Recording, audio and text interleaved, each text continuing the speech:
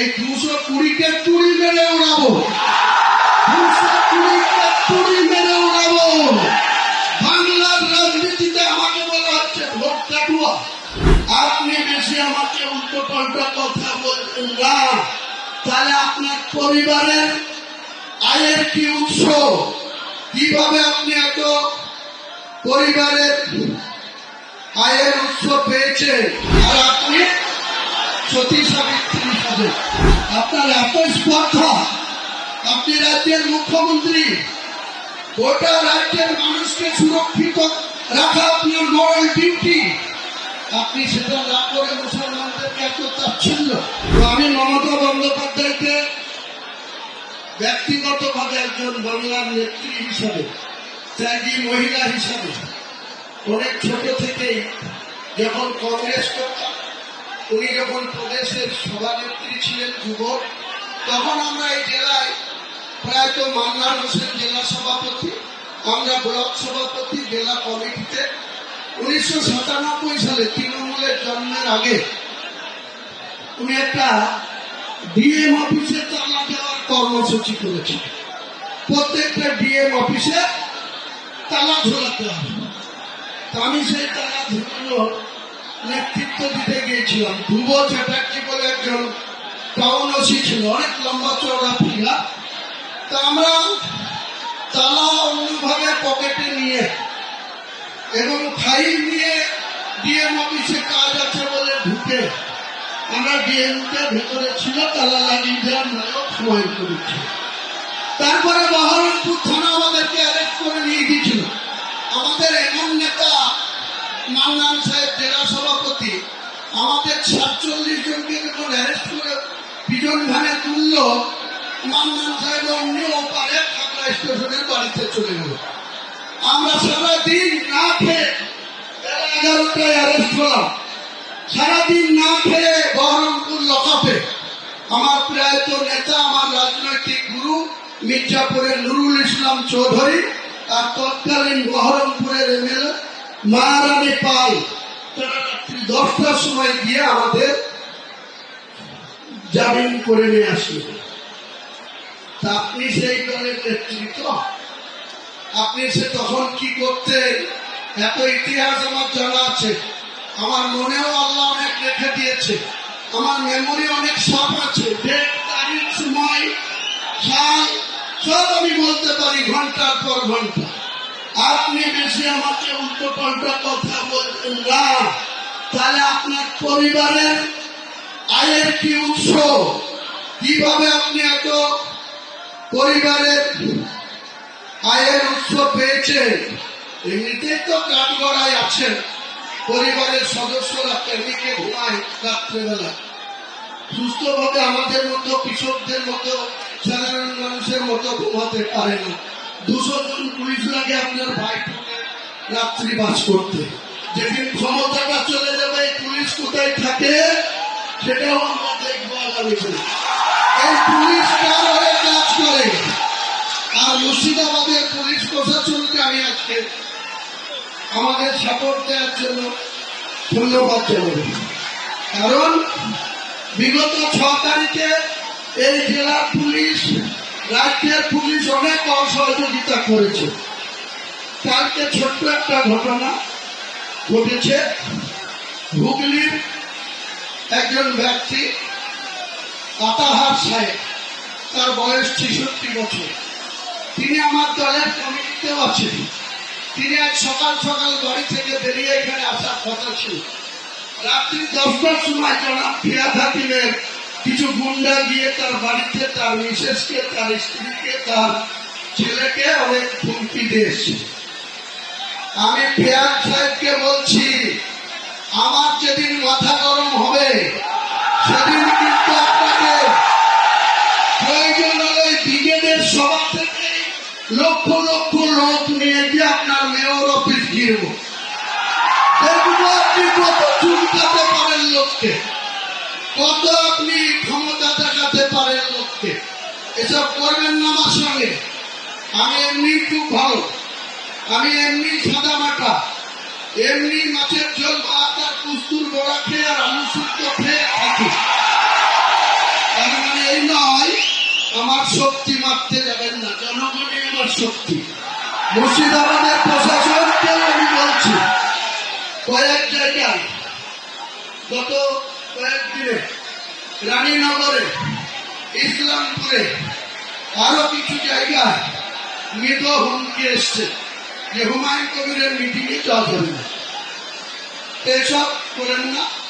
চাকরি করছেন, চাকরি করেন, ল অ্যান্ড অর্ডার দেখার কাজ করেন, কারণ পাশা ঘুরে যাবে।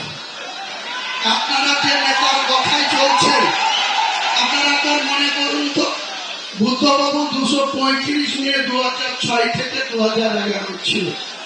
2011 এসে 9 এসে একজন মাত্র এমপি ছিল, মমতা ব্যানার্জি একা।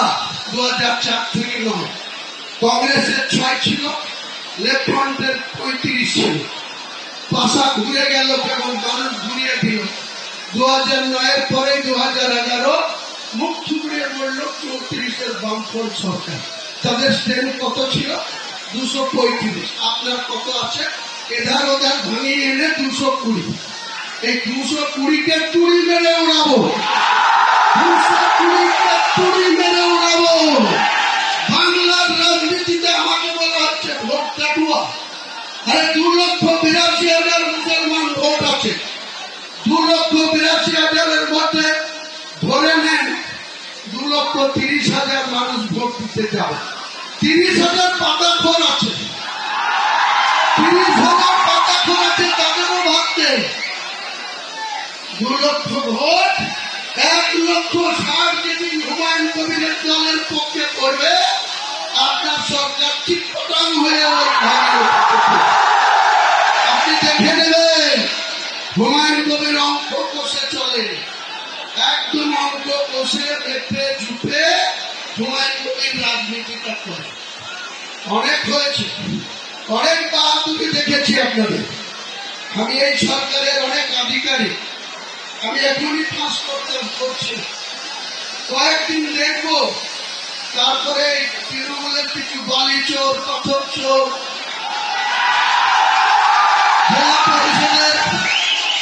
জেলা পরিষদের সেক্রেটারি ডাইরেক্ট কন্ট্রাক্টরদের সাথে 1.5 কোটি টাকা তুলে নিচ্ছে। বুকে রেখে দিয়েছি, তারপরে 10 লক্ষ টাকা অ্যাকাউন্টে দিয়েছে। এত বড় স্পর্ধা। আর মমতা হচ্ছে সতী ছাত্রী সাবিত্রী, নেত্রী হচ্ছে খুব সতী ছাত্রী সাবিত্রী। আপনার দলের আধিকারিকদের একটা স্পর্ধা হয় কোথা থেকে? কোথা থেকে হয়? মুর্শিদাবাদের মানুষের অর্থকে এইভাবে লুট করা। যান দেখব, কাঁঠালের খাদান থেকে একটা পাথরের কান্থা হয়ে আসছে। গোটা বীরভূমের থানাগুলো আসতে মাত্র 4,000 টাকা খরচ হয়। যেই মুর্শিদাবাদের প্লেগ্রাউন্ড ঢুকবে বড়ুয়া থানায়, শুরু হয়ে যাবে একাই একটা থানাতে 4,000।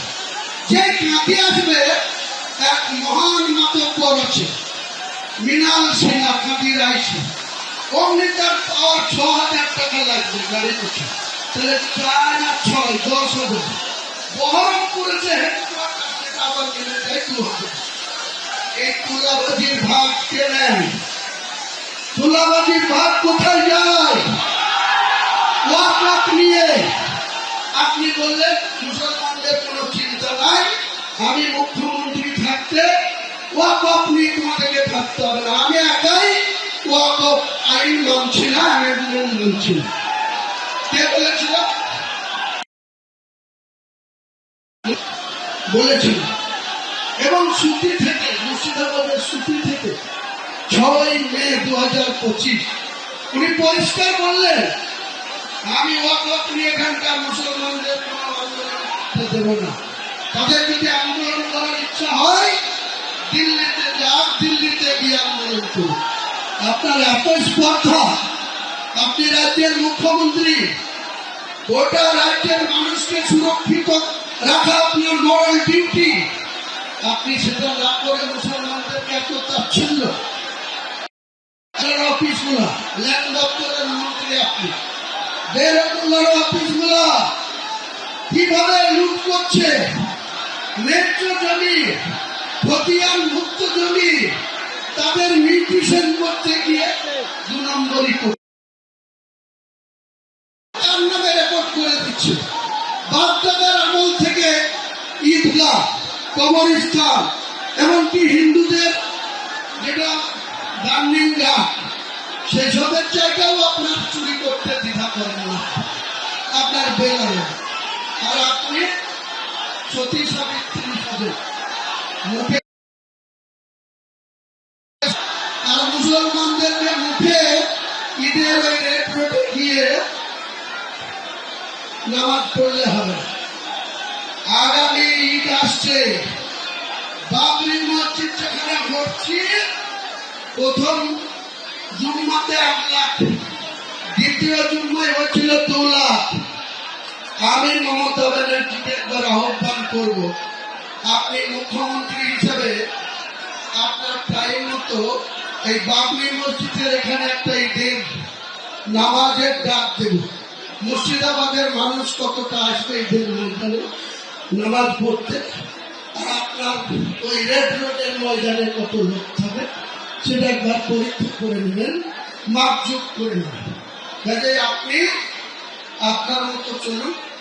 ফেব্রুয়ারি মাসটা আপনাদের পুলিশের চুলখানি ঢোলখানি একটু সহ্য করতে হবে, যারা সহ্য করবে। অতিরিক্ত মাত্রায় করলে আমাকে জানাবে। আমি যদি আমার নজরে আসে, পুলিশ যদি হুমায়ুন কবিরের পার্টিতে যোগদান করার জন্য, এই মিটিং আসার জন্য মুর্শিদাবাদ সহ বাংলার কোন থানা যদি মিথ্যা মামলা দেয়, যদি আননেসেসারি হয়রানি করে, জেলায় হলে তো 48 ঘন্টার মধ্যে থানা ঘিরব, আর 72 ঘন্টা থাকে সেই থানায় মমতা বন্দ্যোপাধ্যায়ের পুলিশের বিরুদ্ধে ডেপুটেশন হবে। আর শুধু ডেপুটেশন হয়ে খালি খালি চা খেয়ে বাড়ি আসবো না। যে মিথ্যা মামলা দিচ্ছেন সেই মিথ্যা মামলাতে উদ্র করাবো, তা নাহলে এক একটা থানার ইট খুলে নেব, পাল্লা কিনবেন। কত পুলিশ আছে, কত গুলি চালাতে পারে, কত আপনার স্ট্রেংথ আছে। হুমায়ুন কবিরের সঙ্গে লক্ষ লক্ষ জনতা আছে। আমার চ্যালেঞ্জ, আমি এই মমতা বন্দ্যোপাধ্যায়ের মিথ্যাচার, তোলাপার, চুরিচোর, জেল খাটা মন্ত্রীদের লজ্জা নাই। আমাদের মহাসচিব ছিলেন পার্থ, 3 বছর জেলের খানি এসেও 50 কোটি টাকা যার কাছে অবৈধ টাকা পেয়েছে, তারপর থাকতে পারবো না। যেদিন দুনিয়া থেকে ফটো তুলবা সেদিনও কম দায়িত্ব পেলব। এখন নাই আছো, উপরওয়ালা যদি টিকিট কাটিয়ে দিলে সেদিনও কম দায়িত্ব পেলবে। বাবু, কাজে আমাকে বেশি খাটাবেন না। আমি প্রত্যেকটা মানুষকে আজকের মিটিং আসার জন্য অভিনন্দন জানাচ্ছি, সালাম জানাচ্ছি, আদাব জানাচ্ছি, নমস্কার জানাচ্ছি, প্রণাম জানাচ্ছি। জানিয়ে আজকে আমার নতুন উন্নয়ন পার্টি, তার ইলেকশন এজেন্ডা কি হবে, আগামী দিনে আমরা নিশ্চয়ই মানুষের দুয়ারে দুয়ারে যাব।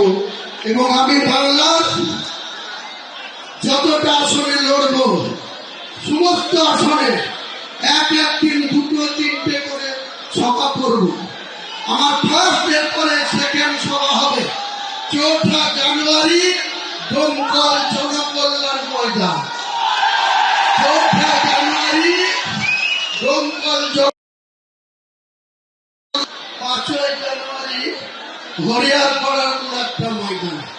যাকে পাশে বসে আপনাদের আমাকে সাসপেন্ড করেছে, আগামী দিনে তারা কাউন্টিং এর জন্য বুঝতে পারবে আদা কেমন ঝাল। আদা ঝাল যে ভেতরে ভেতরে হয়, সেটা কিন্তু হুমায়ুন কবিরের এই ঝাল আপনার দলের যারা মনোনীত প্রার্থী হবে কাউন্টিং এর দিনে তারা সেই ঝালের স্বাদটা ভালোভাবে পাবে।